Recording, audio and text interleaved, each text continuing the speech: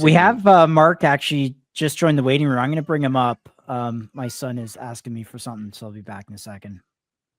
And do we want to put this out as well on Twitter so we can get some people funneling in for this? Yeah, I already did. Sweet. Mark, how are you? Great, guys. Wow. You know, really appreciate you having me join your podcast. It's obviously a really amazing community that you've built, and we're honored to be on the show. Well, thanks for coming on. Right now, we have everyone scrambling, trying to figure out what you just did, what's going on here, you know, what DFTV is, how we can get some sort of debt equity structure in it. Can you maybe just give us the breakdown of what happened today? Well, what is happening is that the community that we are all very much a part of has lost faith in traditional media, as our main slide indicates right here. And we all know that blockchain and AI and provenance working together can really solve a lot of the disinformation that's being spread by not only traditional media publications in our space, but mainstream media. So Defiance is here to solve that challenge, if you will, to really work with and be a foundational pillar for the retail investors and the consumers that are out there that are really entering the space and looking to find credible information, news, and entertainment for the next economy. I guess before we get too deep into this, I wanted to just kind of go through your background first, kind of talk us through, you know, what qualifies you to build out something like this, and maybe just start there. Well, I mean, that's a great question. My background is I was a phone fricker back when I was about 10, 11 years old. And that's going back to the 80s. So I'm showing my age. And the NSA came to my house at 12 to basically say that some of the activities that I was doing online at the time were upsetting the White House. So that got me on a very cool list that has actually served me well since then, having worked with Mayor Rudy Giuliani when he was doing he was the first politician to ever do a live stream in history. Wow. Then town hall with President Clinton, and then continued work with the Obama administration, and of course now with the Trump White House. So my background is really I'm a geek, man. I'm a tech freak and really like to use technology to tell stories. My first job, if you will, was working at MTV News in 1988. That job was gotten for me by Johnny Rotten of the Sex Pistols.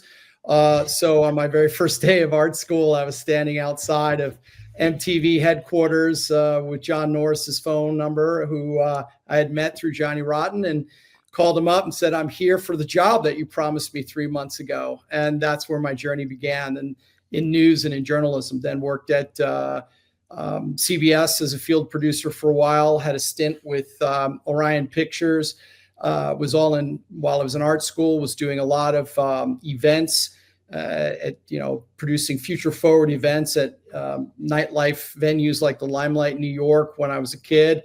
Brought virtual reality to New York for the very first time as a public exhibition, and then got into Pseudo Programs Inc., which was where the digital art sort of revolution started in New York City. It was considered the next generation Warhol factory, and this is back in 95, 96, and I was one of the early founders of that. And we first initiated a streaming strategy there, actually. So it was the first 24/7 streaming platform in history, was pseudo.com.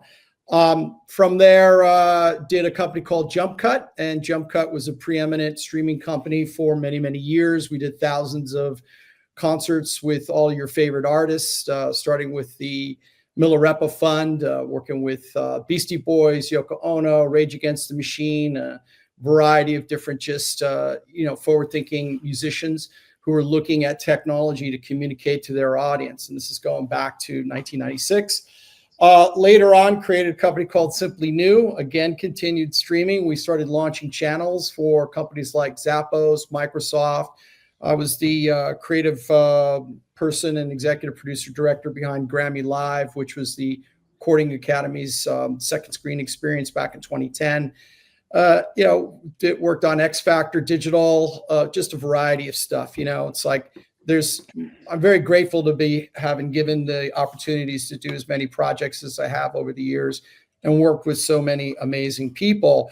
Fast forward to Bitcoin, I first met Neil Stevenson when we interviewed him at CNET, of which I was one of the founding producers of in '96, and did a story about, basically his book that had come out at the time. And he was telling me about his next book about cryptography. Then years later, here we are having just interviewed him on Defiance for his metaverse platform. So I started with Bitcoin very shortly after the white paper came out, started mining. I remember taking my Windows NT machine offline, and it was doing a CETA project, search for extraterrestrial life, basically as a peer-to-peer, and turned it into a Bitcoin rig. And that was it.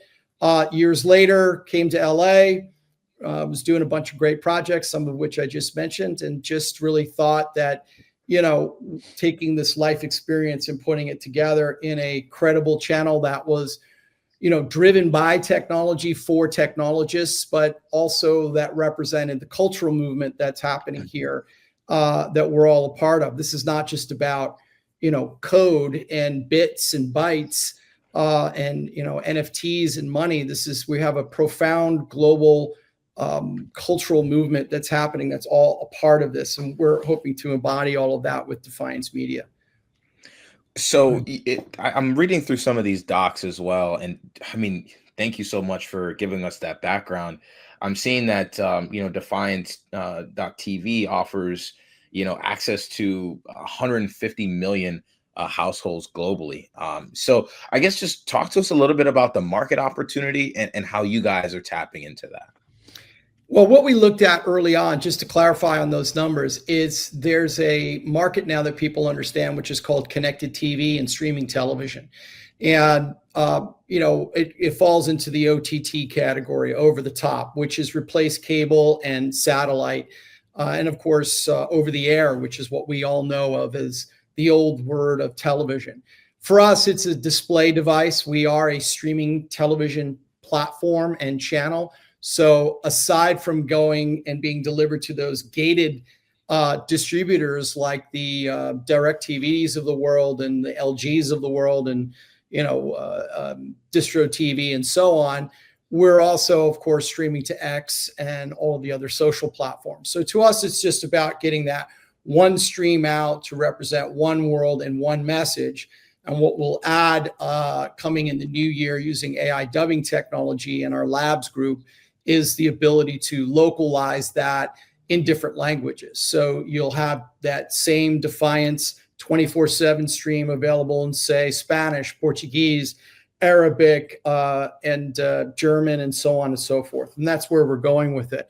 Unlike other traditional broadcast financial news networks that will create regional content. So CNN International, for example, isn't really international because it's an international name, but it's localizing in that particular region.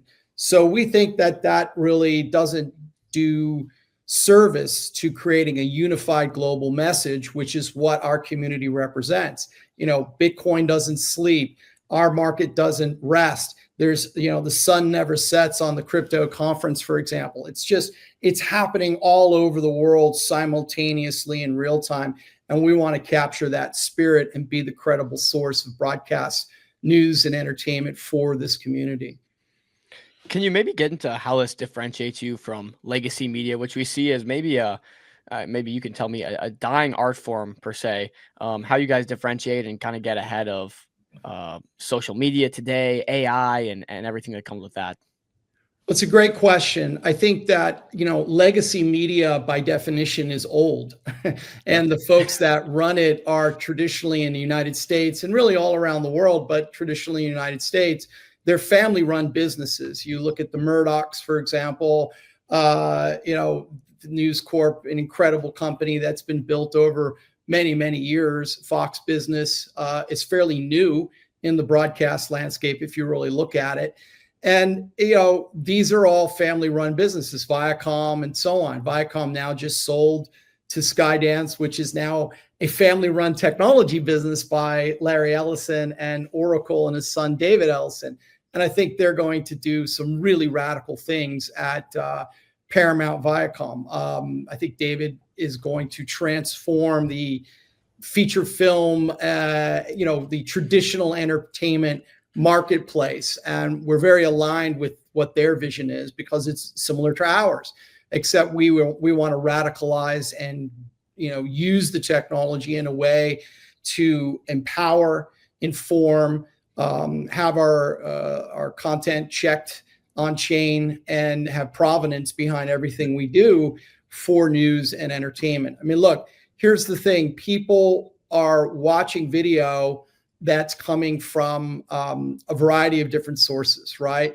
You guys, you guys are producers, you're creators, you're credible, you have an audience. People are listening to what you have to say because they trust what you have to say. That's not every single type of live streamer like you out there. We can have a discussion about that, of course. What we're looking to do is curate the best of breed and validate what they're doing through our accreditation techniques, and also our partnerships. We are Getty editorial partner. I'm a National Press Club member, for example. So we're following rule sets that I think are, that traditional companies follow, but we're just doing it in a more innovative way.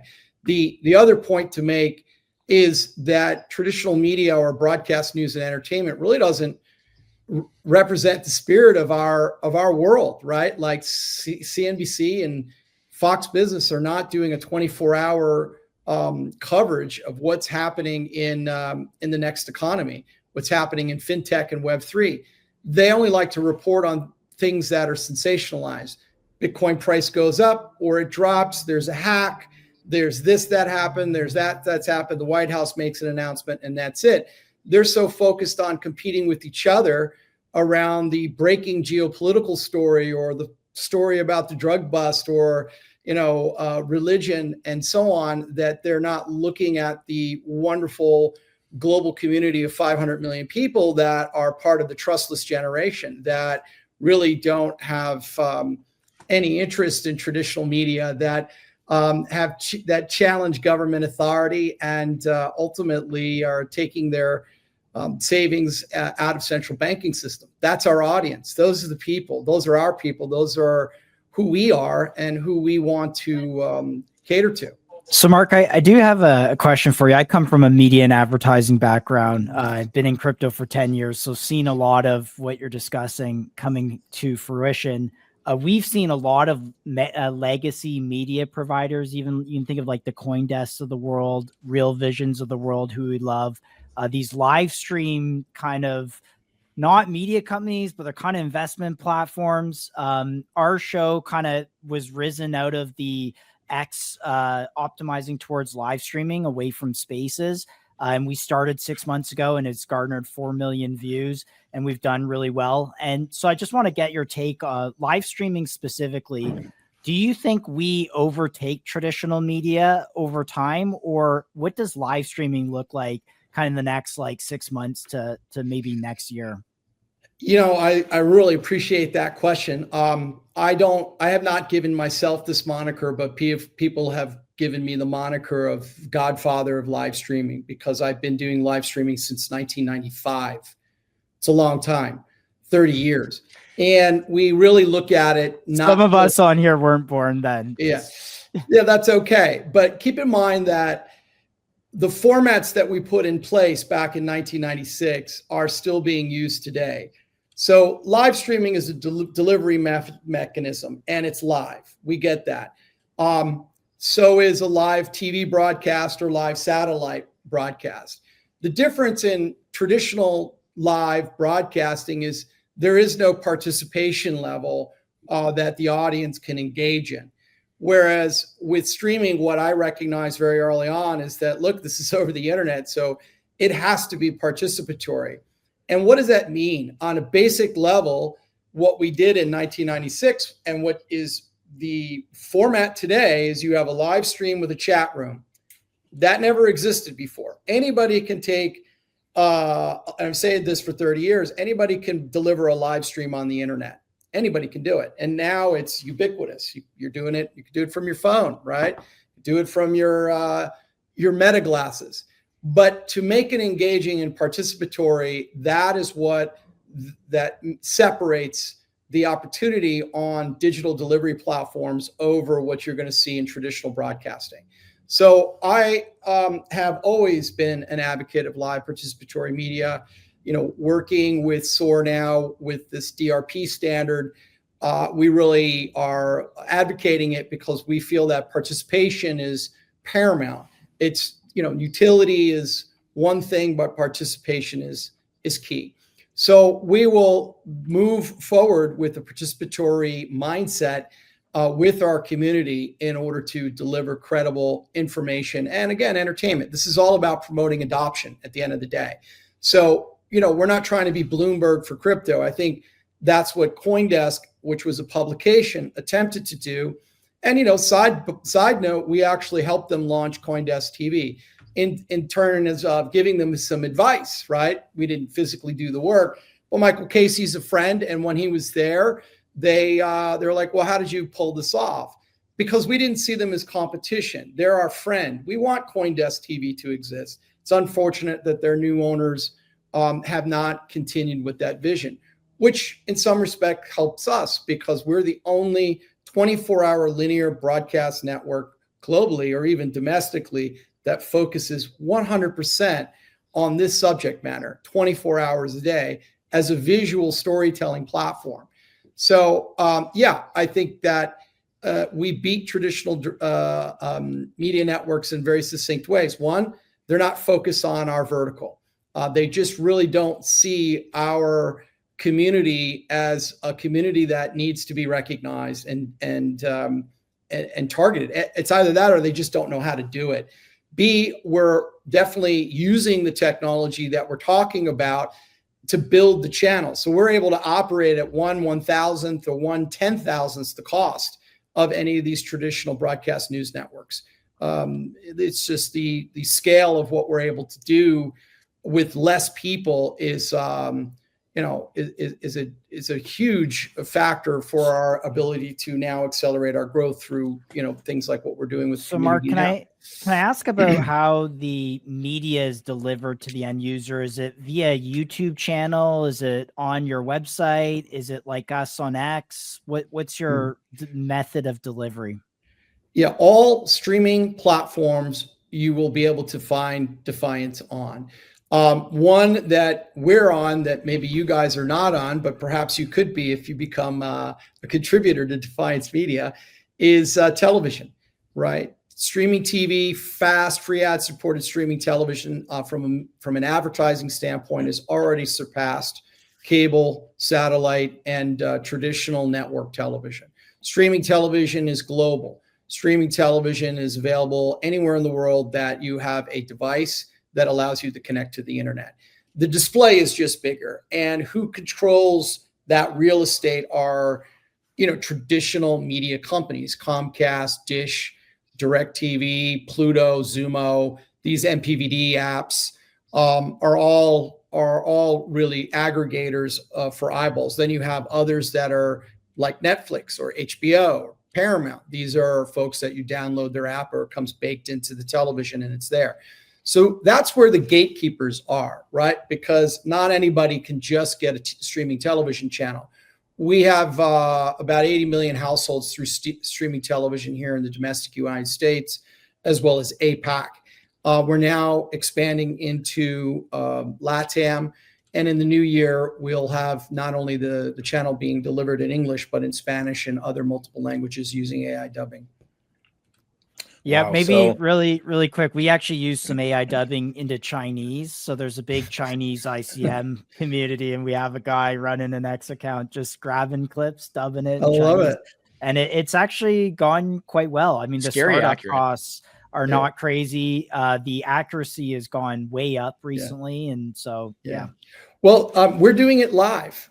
So there's a distinction there. Yeah, that is a distinction for sure. Yeah. Wow. So it's a, you guys are doing I think it's a 2 to 4 hour show. Imagine running a 24-hour live linear channel for 4 years, 5 years straight with no downtime, and filling it with programming that caters to this all media approach. Right now, we go beyond just the linear stream. Just to be clear, the linear stream gets us on TV, which is a piece of real estate we really want, because again, we're targeting that consumer and that retail investor and the kind of prosumer user.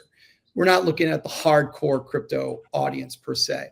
We want folks that are all over the world to tune into Defiance on any device and become part of the community and to learn, and then to learn responsibly, to have fiscal responsibility, have fiscal education, to know what's real and what's not real. Giving that credible broadcast news and entertainment to them, I think, is something that's definitely needed at this point in time. Absolutely. So you guys have insane, you have insane distribution. You're streaming for 24 hours, you're streaming 24/7. And I'm assuming it's not just all one show, right? Like I see you guys are on Sling TV, but there's also these like sub shows. Like we saw Crypto NDO, we saw Draper TV. I'm also seeing the Reeve Collins as well. Kind of walk us through, the different shows that you have and how that's going to contribute to Defiance. And we saw Kevin O'Leary TV as well. Is that a thing? Yeah, actually Draper TV is a thing, and I'll get to that in a moment. What you're seeing is what you would see on Netflix, or you would see on Hulu or Pluto or NBC or CBS or any 24-hour TV network, CNBC, Fox Business, and so on, CNN. We have a programming wheel for the linear experience of the channel. So the linear experience is just one experience. And yeah, that's 24 hours a day. We have a variety of different types of programming. We have original programming that we create, like the Reeve Collins show, and which was a special that we did, or the special that we did on Satoshi Roundtable or on the NFFT. These are one-off half hour to hour programs. We have Defiance Daily, which is updated every hour with breaking news in the next economy. And that's powered by the world's first, digital twin news anchor named Roxana. And she's reporting on all things next economy, fintech, Web3, blockchain, digital currency, so on. We also partner with a variety of different conferences around the world, from, Milken to Montgomery Summit to, of course, the Bitcoin magazine guys, Consensus, and a variety of others that are doing these massive conferences. There's a lot of great content there. And since we're a credible editorial outlet, we want to bring some of that highlights from those conferences out to a streaming television audience, which is something they're not reaching right now. Then we have a variety of contributors. Wendy O is one of them. She's great. She's really grown and has become a force in her own right. We're really grateful to have her. Bad Crypto Podcast. You've seen these guys for years. They're funny as hell, and they really break it down for folks to help them understand sort of complex nature of things in an amusing way, and just terrific guys. We have Ed Jove. Ed Jove is Josh Krieger and his team. They're doing ongoing coverage from conferences as well as his own conference series. He has his different variety of programming that we air as well. And, we have some other programs that are not necessarily crypto oriented, right? That we feel are really important to highlight. We have our series, the Culture Conversations series. We have Anything is Possible. We have,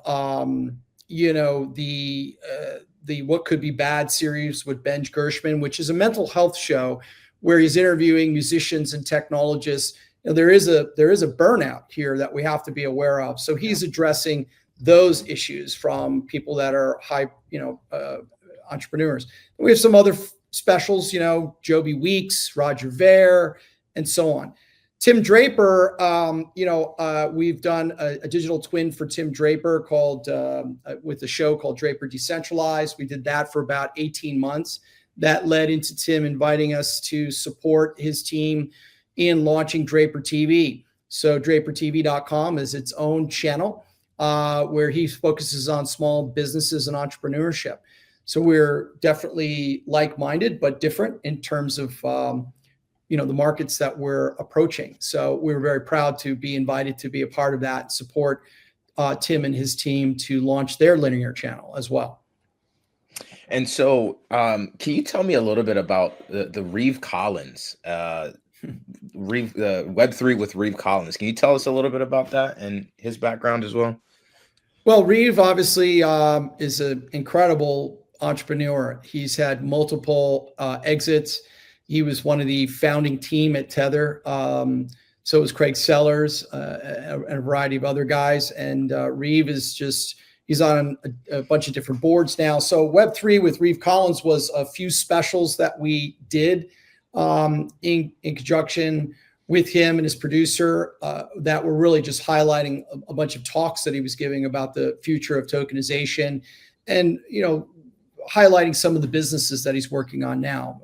But can't say enough nice things about Reeve. He's been very generous to us.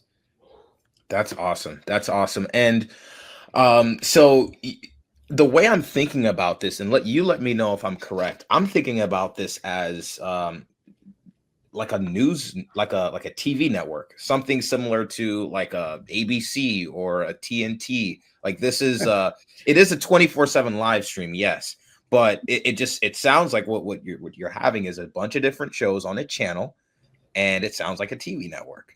That's exactly what it is. It's the first AI-powered television news and entertainment channel for the next economy. We look at CNBC and Fox Business as really our competitors, not so much a 24-hour live stream on YouTube by a YouTuber. That's influencer television. We're run by the guidelines of the National Press Club from a journalistic integrity standpoint. We have 5 or 6 different types of AI that are building our packages with an editorial director and a human team that's selecting stories.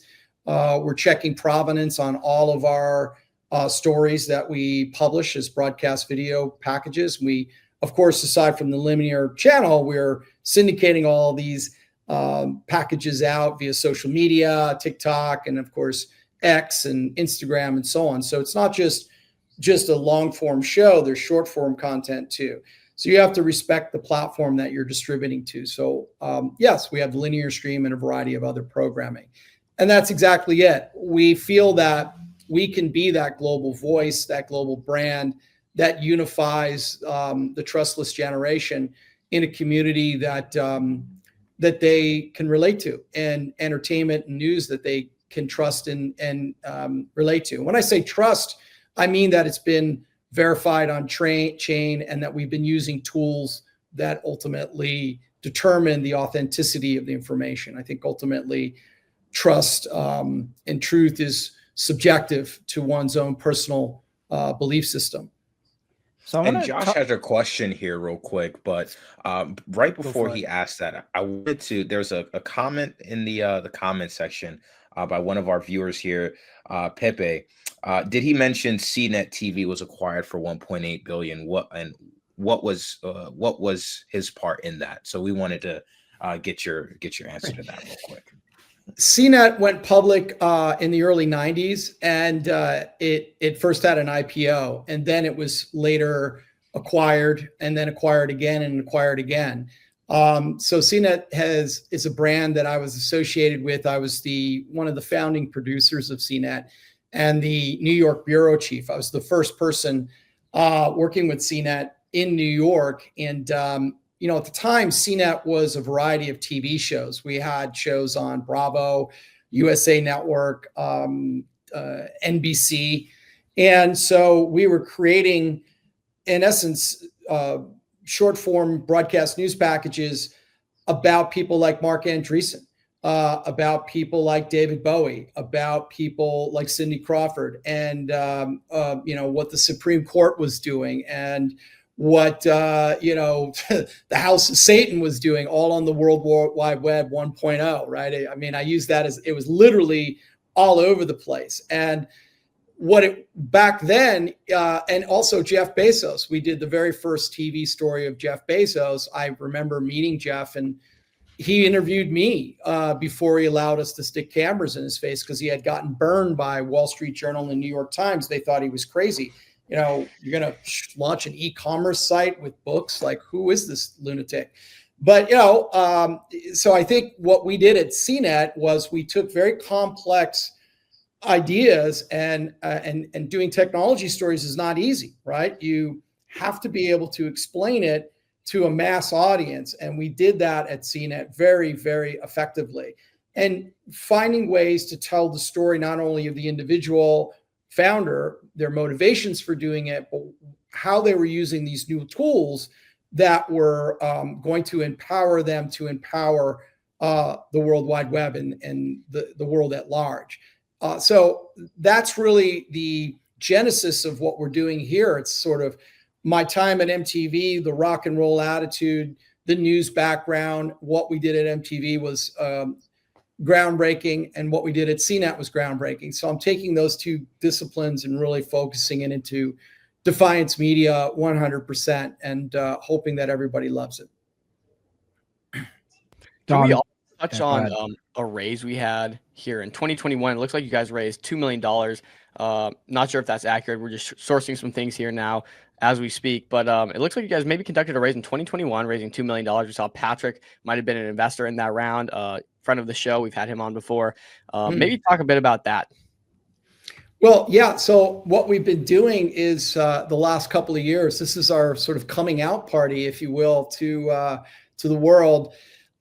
We've been building product, and we've been really just building I call it the Tesla Roadster of broadcast news media 1.0. We've spent a lot of time figuring out what workflows and AI we're going to use, what on-chain solutions are we going to use, how are we going to solve provenance in broadcast video, we went hard on free ad-supported streaming television because we saw that as a growth market before anyone else did, and worked very diligently to get the partnerships that we have, because again, you can't just broadcast live on TV, right? It's not possible. So I think we brought in a variety of friends and family. I can share with you a link if people are interested to see who our founding investors are. It's quite a who's who in tech. I'll put it here in the chat room with you guys. I'll pull it up. And there you go. These are the folks that are the friends and family behind Defiance Media. And yes, we raised a little less than $2 million over the last couple of years. We intentionally didn't raise a lot of money. We didn't need to do it. We really wanted, again, to get everything right. The brand, we had an evolution in the brand name, for example. I wouldn't say that we ever pivoted. We just wanted to get it right. And I think we're at a place now where that MVP, if you will, is ready to expand with obviously the audiences and the participants' support. Can we touch on the token a little bit? You guys chose to launch with SOAR. It looks like 6% of equities may be tied to that. What led you to this decision? 5%, excuse me. And maybe you can touch on a bit of the tokenomics there and structure behind that. But what kind of led you to this decision going with SOAR? It's a new primitive, and you have to kind of be bold to take a step out and try anything new. And also there's benefits from moving first. But maybe tell us a bit about why you decided to go with SOAR and your token here. I like the standard that they're promoting. The DRP standard to me makes a lot of sense, and they're obviously a new company. It's a nascent standard, and I think that it's going to be a standard that becomes a real standard at some point very, very soon.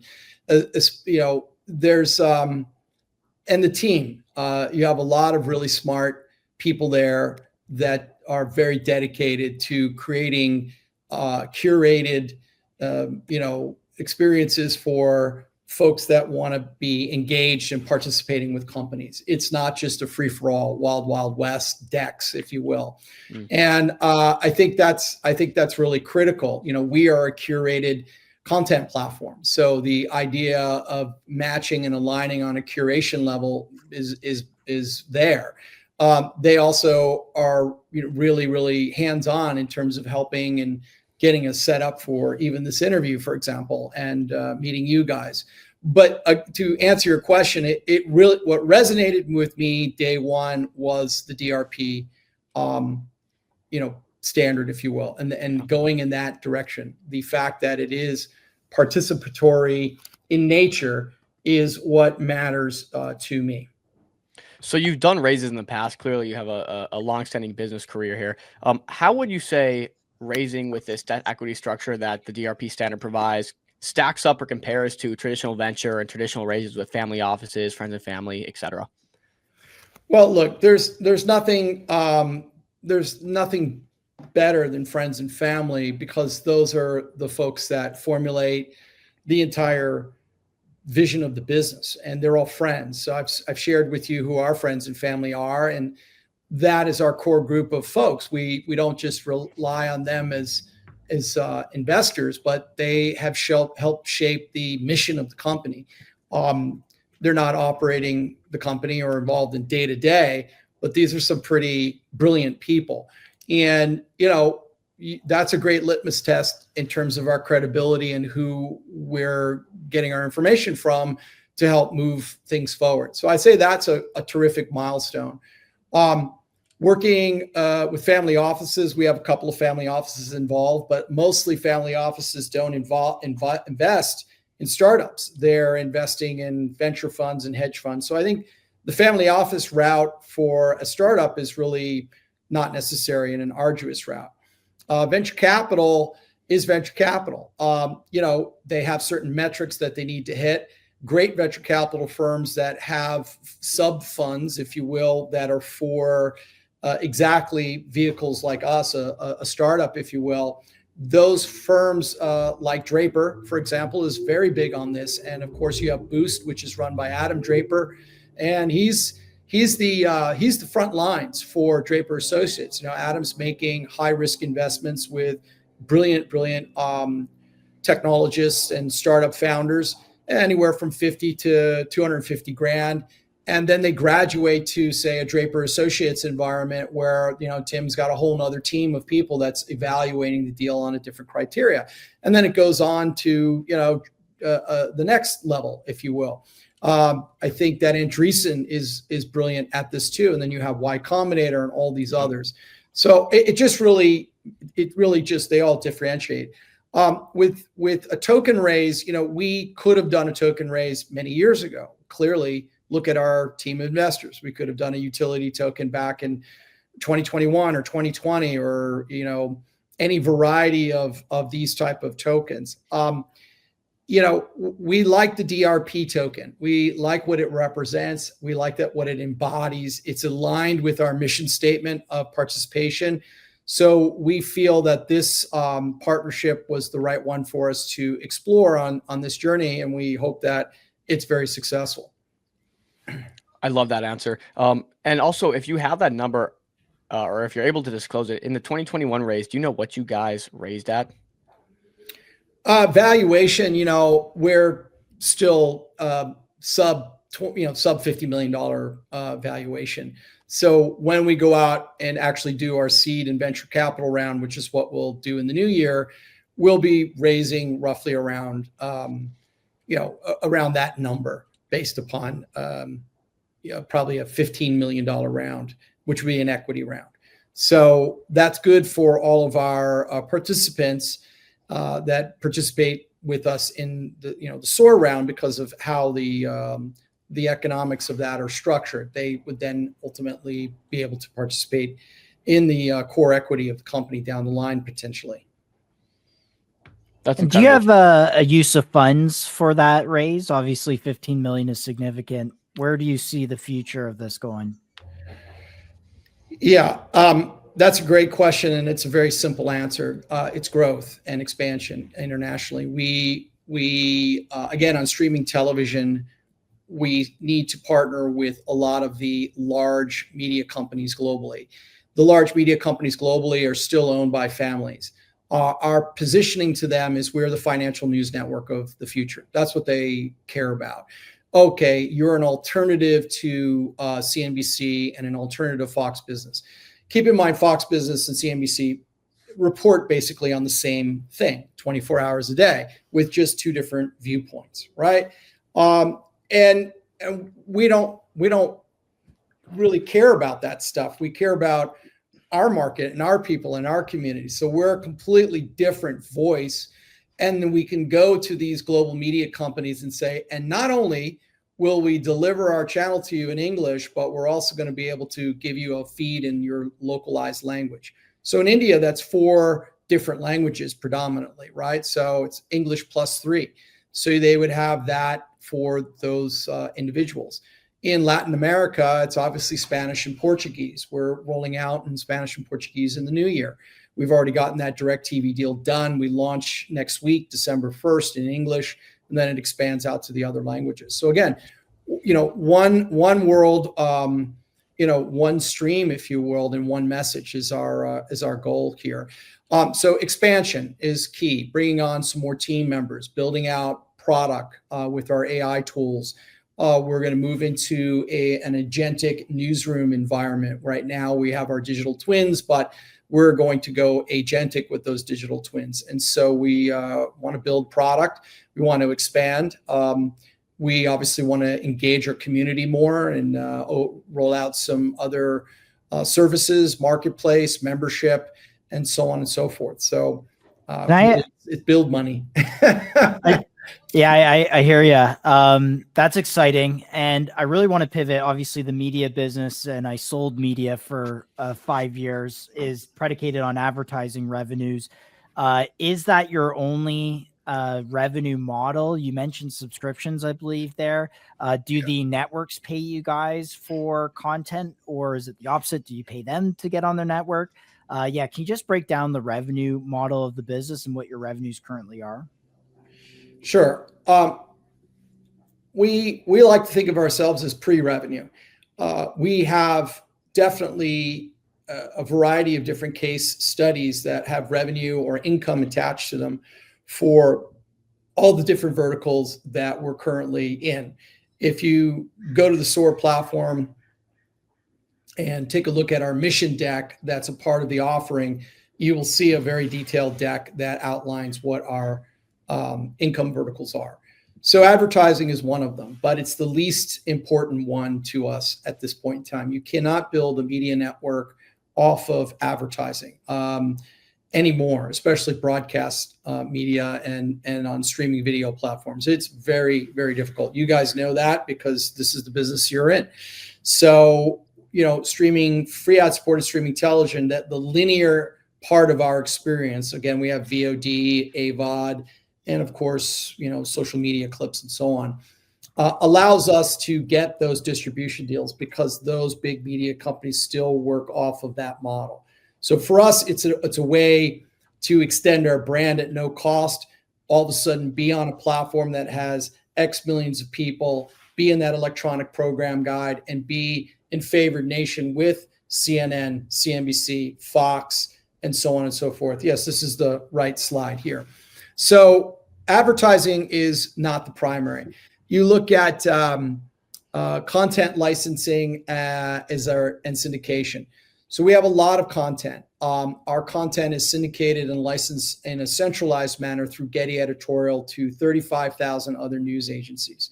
Because we are an accredited member of the media, we're able to be in that system. We've been approved by Getty. We're a Getty partner. So we'll have the BBC license our stuff, or Vice, or the Washington Post, and so on. These are all actual customers that have licensed our content through Getty Editorial. These would be when we shoot an interview, for example, of someone at a conference. So content licensing is big. Our new area is blockchain verified licensing. This is going to surpass the centralized licensing platforms that currently exist in a very major way. So working with Numbers Protocol, all of our editorial content and programming. If you go to our videos on our site in the upper left-hand corner, there's like a little dot there. You can click on it and you can license our programming directly for a small fee. And that is on-chain licensed, and it's all done through tokens and so on and so forth. And of course, all that content is verified. We also have branded content and partnerships. So what this means is we're creating branded entertainment programming or branded editorial. Again, on our site, there's a variety of examples of that. Our project with Necker Vibes is a branded entertainment project. That's a participatory digital music show that will take place on Richard Blanson's island in November of next year. We have the Deal Flow show. It's another branded editorial program. It's think of it as or branded entertainment program. Think of it as Shark Tank for impact investors. You can invest using tokens and so on. So these are long form entertainment shows. We will have brands or other third-party financiers underwrite that programming, the content creation. They'll buy airtime, and then we also syndicate it out to other partners. Other areas is our labs group, which is basically our enterprise solutions. This is where we're servicing other third parties, creating digital twins for them, editorial content for them, creating channels for them, and so on. We then have our marketplace, which we're going to be rolling out as mentioned. And of course, that marketplace, you'll be able to get a variety of products and services, from what we call our curated list of vendors. And then, of course, there's our membership model, something else that use proceeds will be used for and we'll move forward with. And our original programming. We have a ton of original programming IP that we can package and sell to other streamers like Apple TV or Netflix or HBO. So we're an AI news and entertainment studio, if you will, with our own distribution and syndication aspects built into what we're doing. But oddly enough, advertising is our smallest revenue line. Wow. That's awesome. It's kept us alive and supported us. So we'll keep with it. Yeah, we need to get an AI platform as a service offering. Yeah, honestly, Yeah. we need some AI as a service. No problem. You guys give me a call. We'll be happy to support you in that endeavor. Yeah. I do have a question about what your reach is. Across all these different channels. Obviously, advertising is predicated a lot on reach. Reach can be in the number of people, but impressions can also be in the total views. Do you have some metrics? Oh, here we go. Boom. Yeah, our reach is about 80 million households. Again, that is on mostly connected TV or streaming television platforms. We really focused there quite a bit because those are the hard deals to get, right?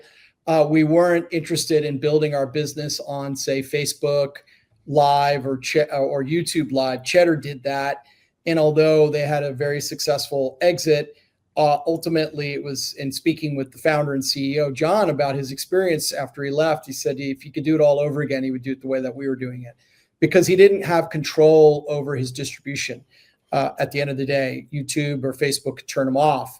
We don't have that problem. We are direct to our audience in a couple of different ways through centralized partnerships and also decentralized.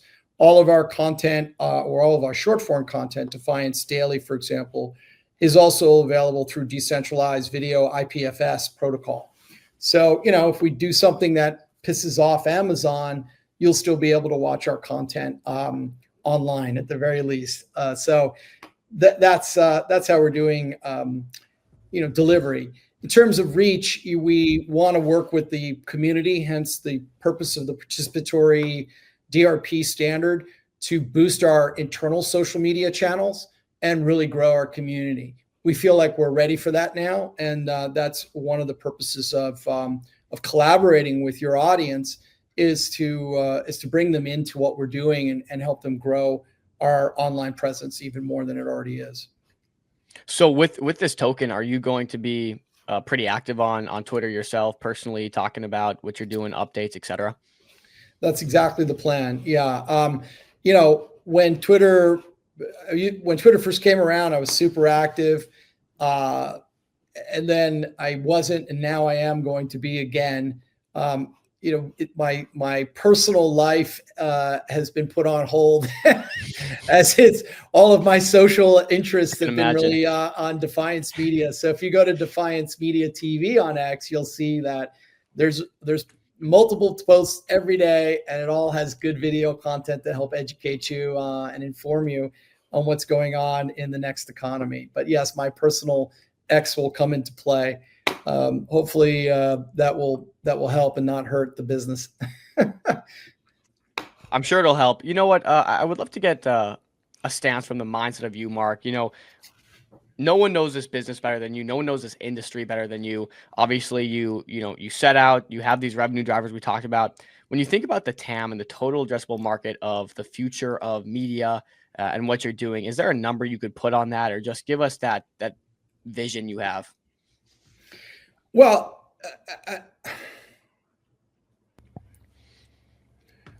I think it's there is a TAM. It just depends on how you look at it. So I'll give you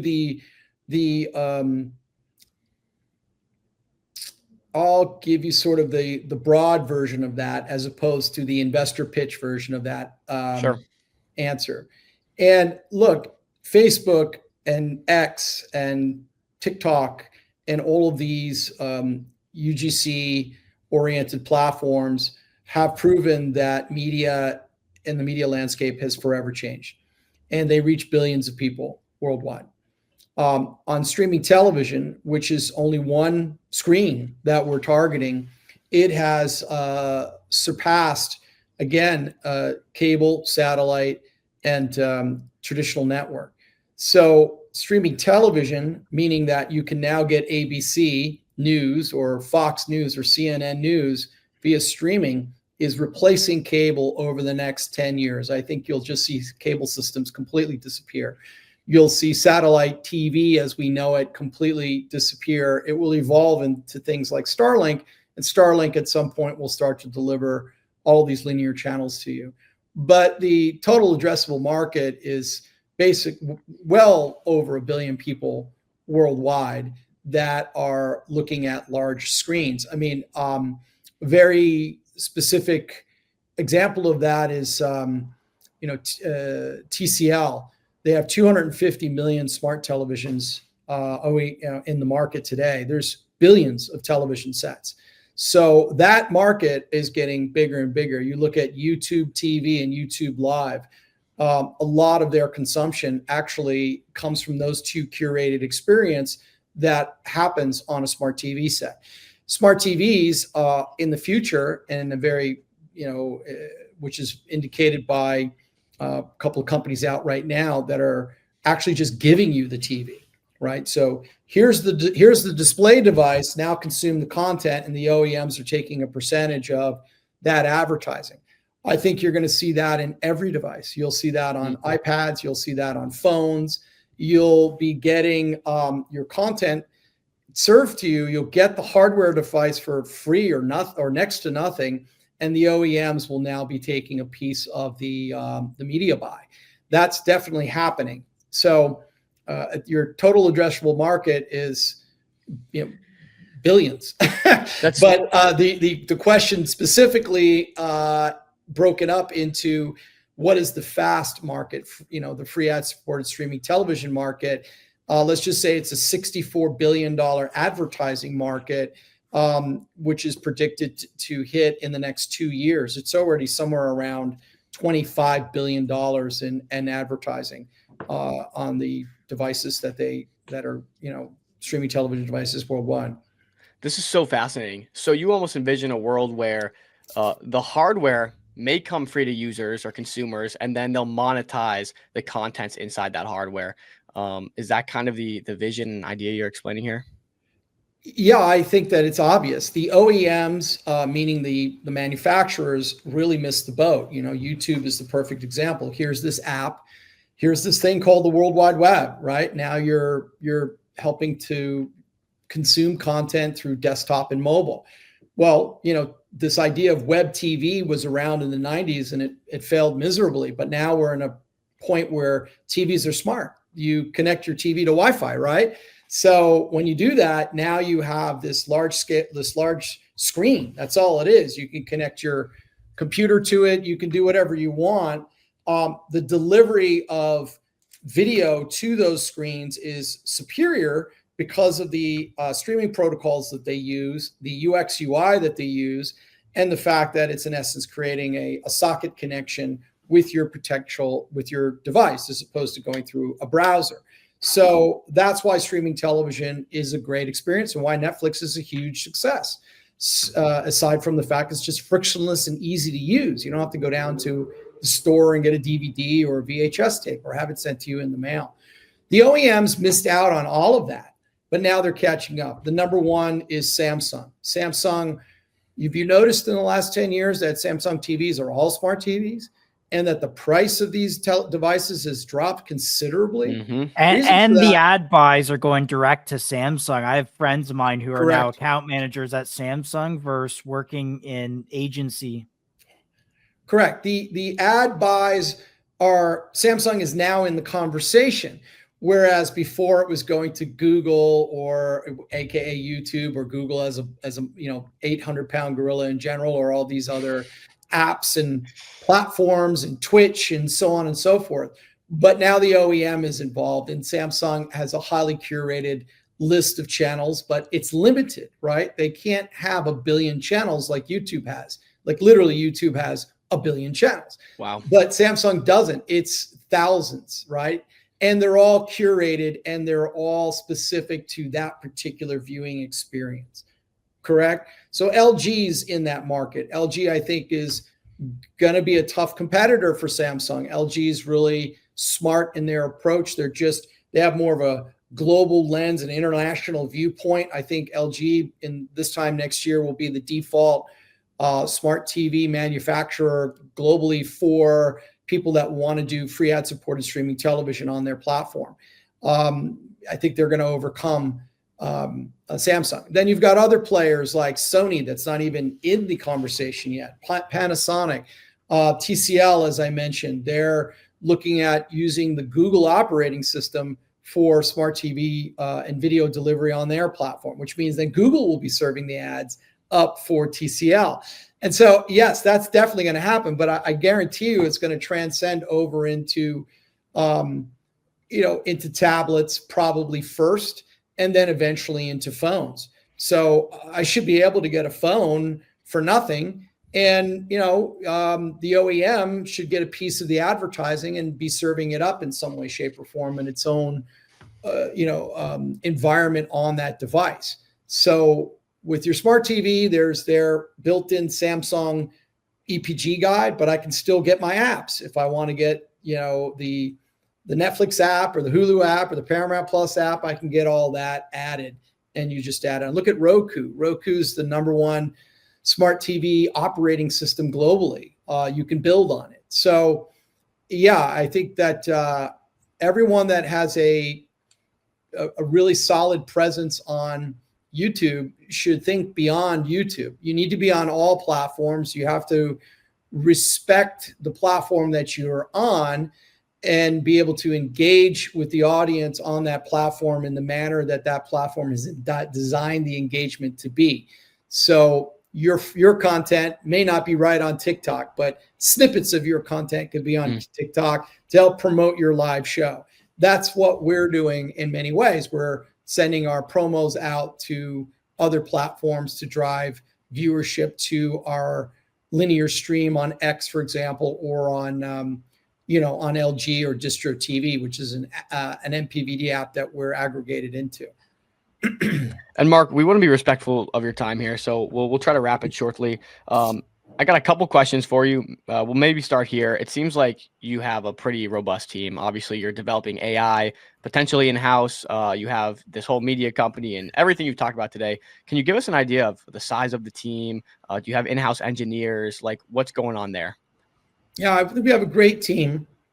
Heather is our executive producer, Heather Harker. We've been working together since I created MySpace Live back in, there's another credit for you, MySpace Live, MySpace TV in 2007. Something like Yeah, I mean, MySpace was MySpace, and we created social TV. It was really Chris DeWolf and Sean Gold there, and you know, and Aber Whitcomb, who's actually an investor in my company. Aber is this former CTO of MySpace, and you know, she was great. We've been working together ever since on a bunch of projects. Carolyn Olson is our editorial director.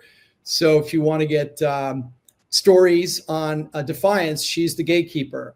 She really is looking at all the data that comes in from our accredited sources and determines what the story is of the day or what the cycle is for that 24-hour cycle.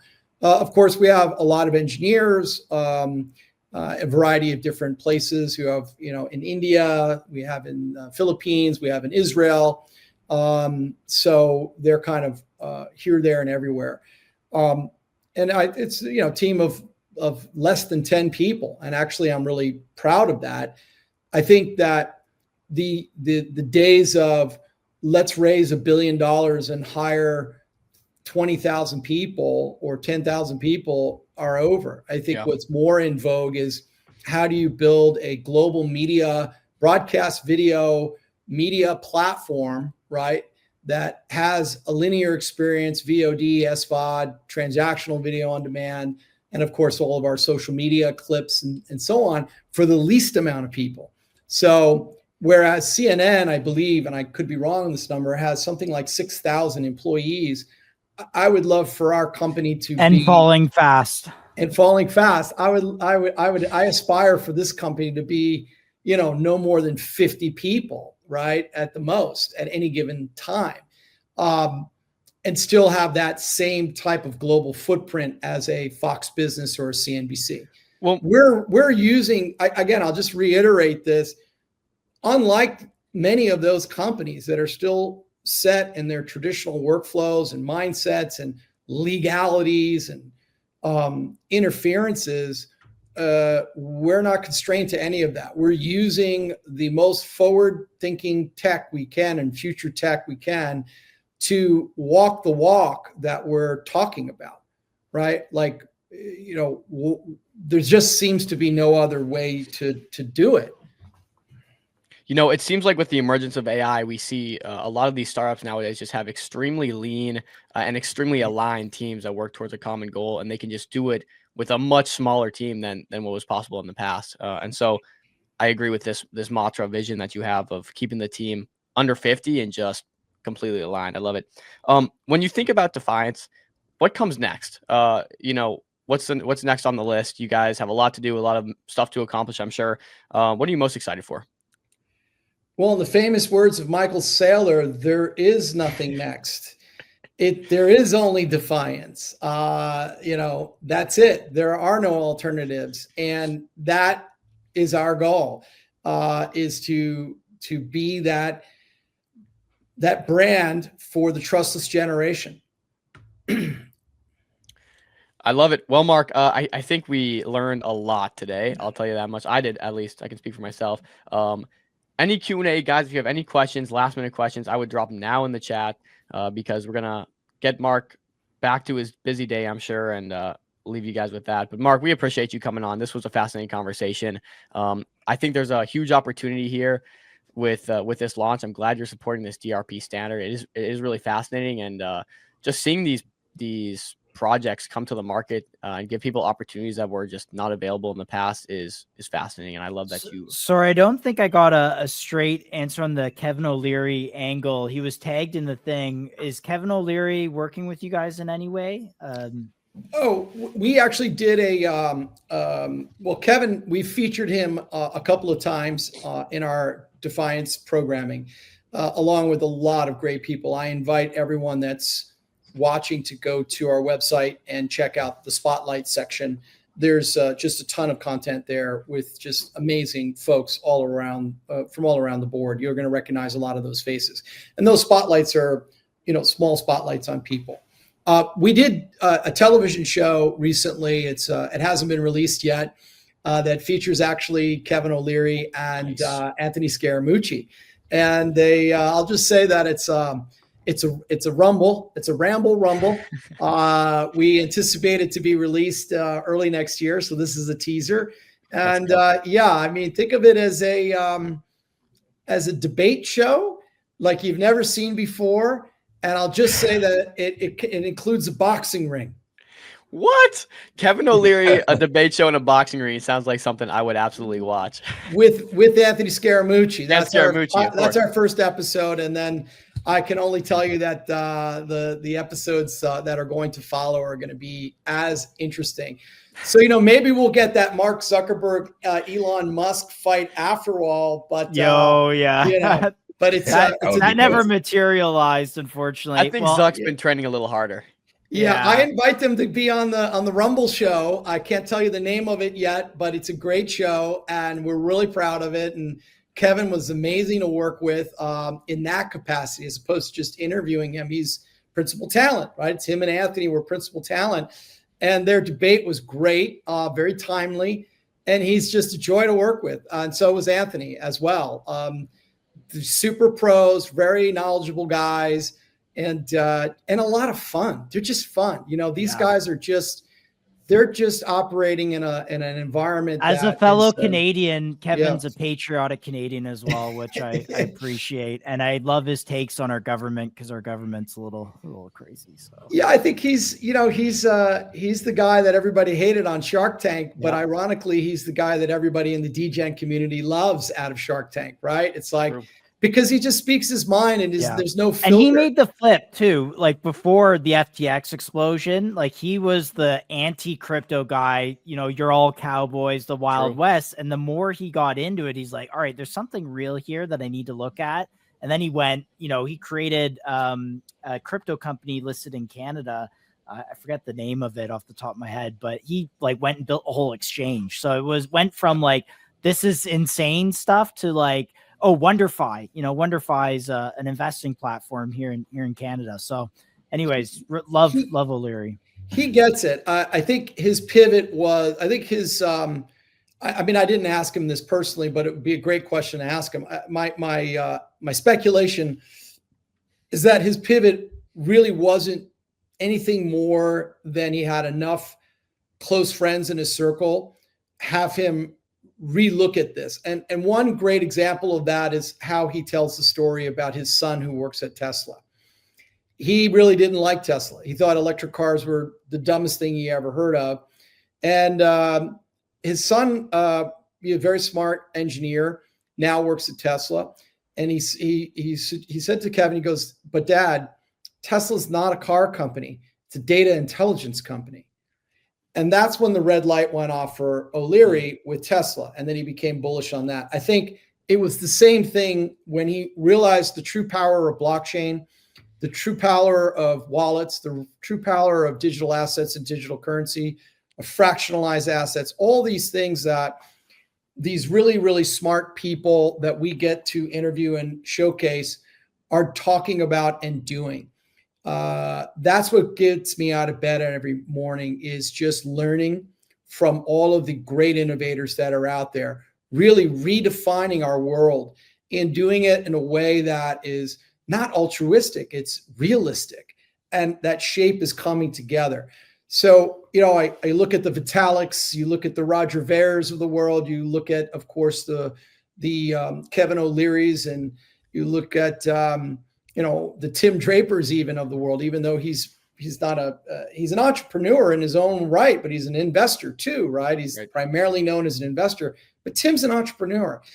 It's just being in media, I guess, is like venture capital. We get to see everything, and it gets us really excited because we get to then promote that out, or all the good stuff out there, and tell that story and help that narrative grow in a way that's impactful, in a responsible manner for the individuals that are participating in that narrative with us. Mark, I love it. You're leaned into this conversation. There was a question that just popped up. 300 holders. Tom has a lot of work to do for promotion. I think he's mentioning Tom as in Tom from SOAR. Want to ask maybe from your angle, how do you see, your token kind of, I don't want to say being promoted, but is it being integrated? Will you talk about it? Will it be at the bottom bar of all your programming? Like, yeah, how does the token play a role from an awareness standpoint on your programming? Well, we feel where we'd like to see the roadmap of the token go in terms of participation is for the token holders, all of them, to become members of the Defiance narrative, and everything from being in a private Telegram room, for example, for token holders only, being able to shape our story ideas is another area for them to be potentially even submitting content to us that can be used in our stories.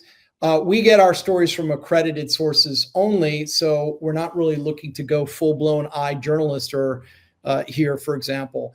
But you'd be surprised. Everybody that is a trusted source is what all journalists and media people look for.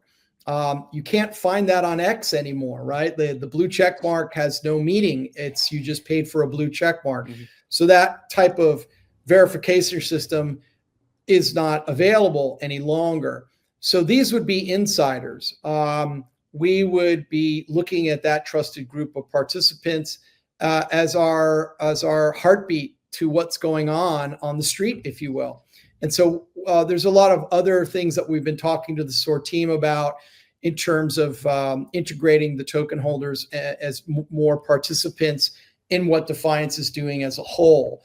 But it starts with this, token holder only membership program. And that's where we're going to start. And we want to roll that out and build it and make it just be an incredible experience for everybody out there. Love it, Mark. I'm not sure where you are, but it looks like you're sitting in an art gallery here to talk to us. Beautiful background, but we appreciate you coming on today.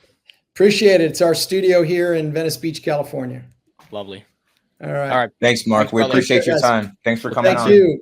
Appreciate you guys. Bye-bye. See you.